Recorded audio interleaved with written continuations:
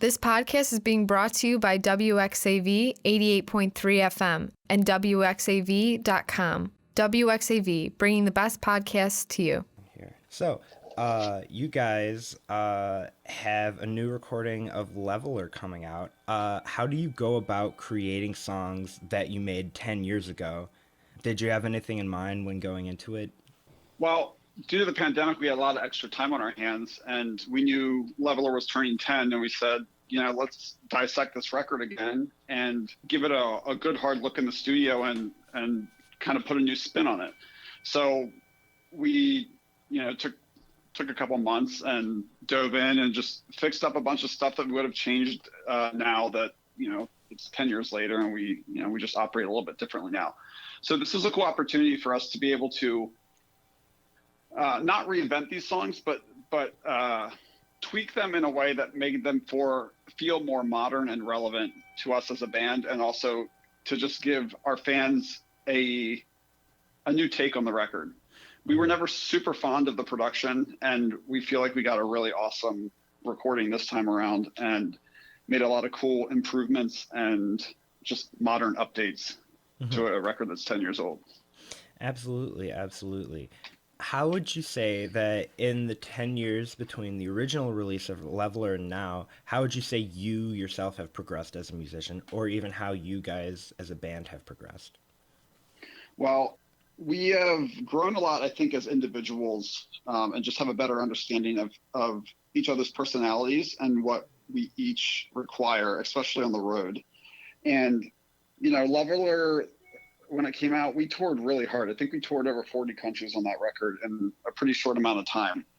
And that was the ambition of the band at the time. And it was difficult on each of us for different reasons, just with relationships at home and relationships with each other.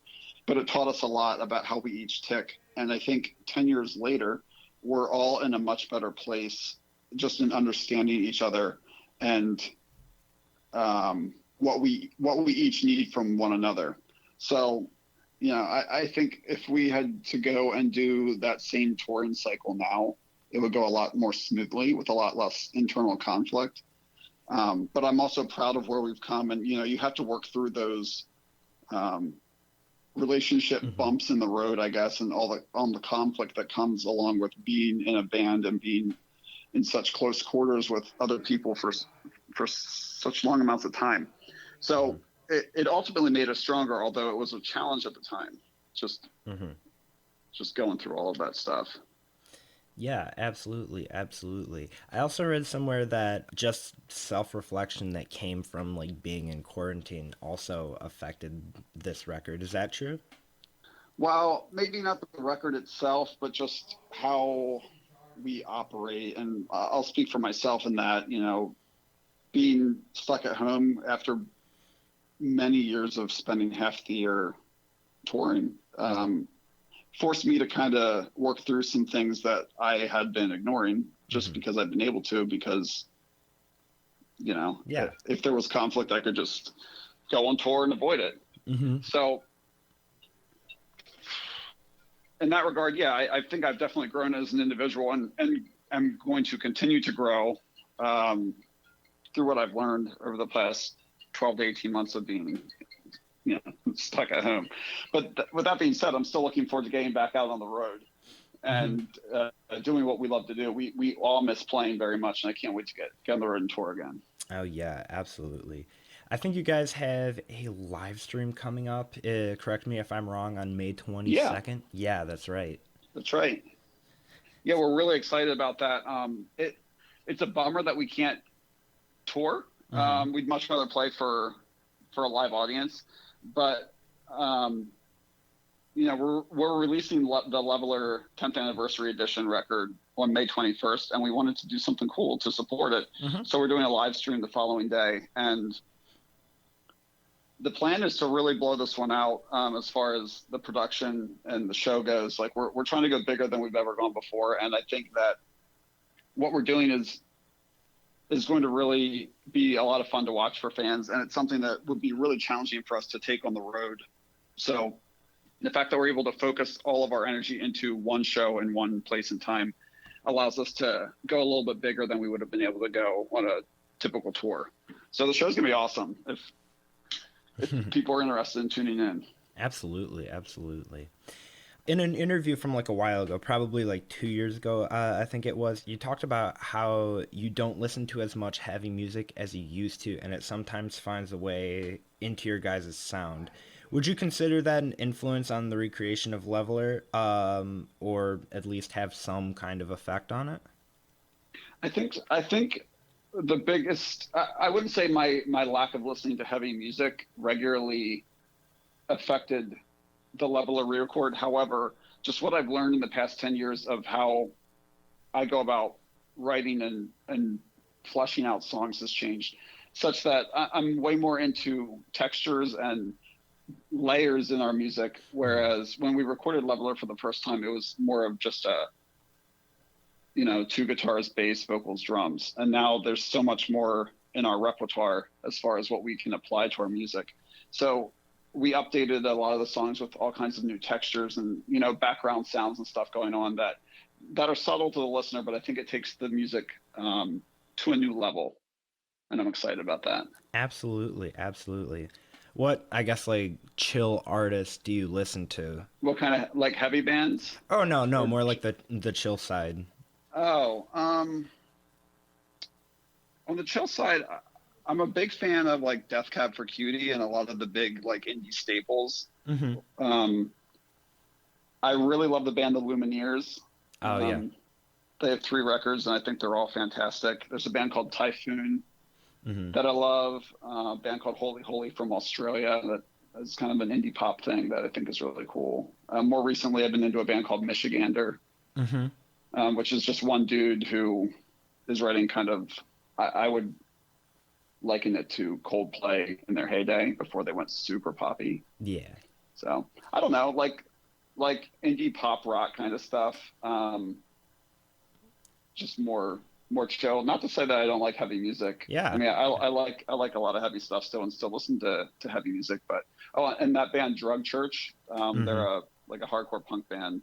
Yeah. From New York. I love that band. Love everything they're doing. Yeah, absolutely. It's always cool that like artists can pull from totally different and I guess like left field quote unquote artists for them and pull it into a sound even if it doesn't, one would not associate it. So melodies can work across all genres. If you're influenced by a melody, you can apply it to metal even if it came from from a folk song, Yeah, absolutely.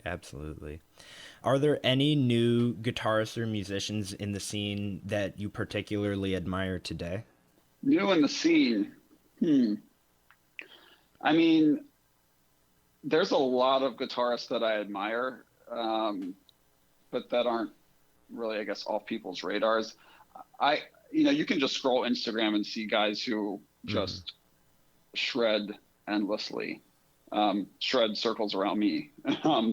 So it's kind of there's a ton of amazing players out there, and I think at this point in my life, while I think shredding's awesome and I really enjoy watching it, I also I think I'm more like focused on the songwriting side of things and making really what I consider to be cool songs.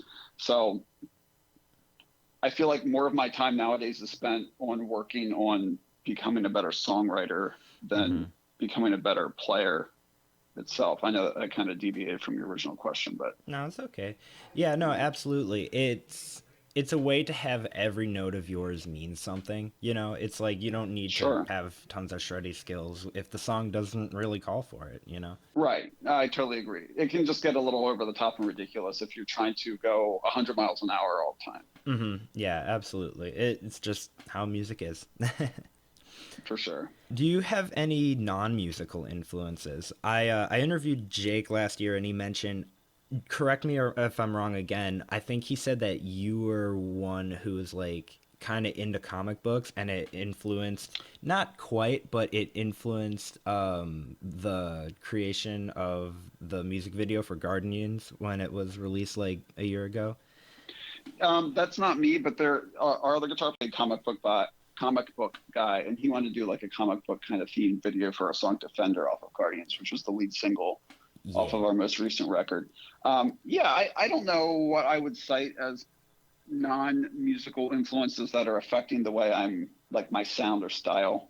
But you know, I like baseball a lot, and we've definitely done like a lot of baseball and sports kind of themed merchandise and stuff like that. I feel like outside influences would have more of effect on other aspects of the band than our music directly.